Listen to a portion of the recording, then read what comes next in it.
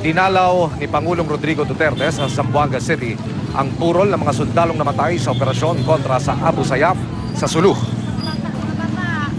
Isa-isang kinausap at nagparating ng pakikiramay si Pangulong Duterte sa mga kamag-anak ng mga namatay na sundalo.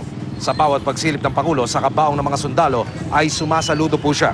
Hinalikan pa niya ang litrato ng ilan sa mga sundalo ayon sa Pangulo. Bayani ang mga sundalong nag-alay ng kanilang buhay sa ngalan ng kapayapaan.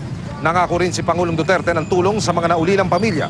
Naglabas na rin daw siya ng direktiba sa DILG na bigyan ng trabaho sa gobyerno ang mga byuda ng mga sundalo. Otomatiko ring kasama na ang pamilya ng mga sundalo sa Pantawid Pamilyang Pilipino Program.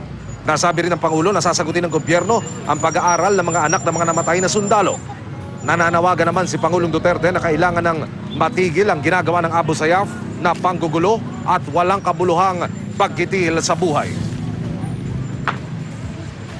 May problema ako sa Abu Sayyaf because they are terrorists.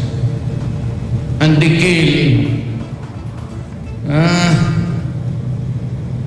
buta ng ulo sa harap ng mundo, civilian o sundalo.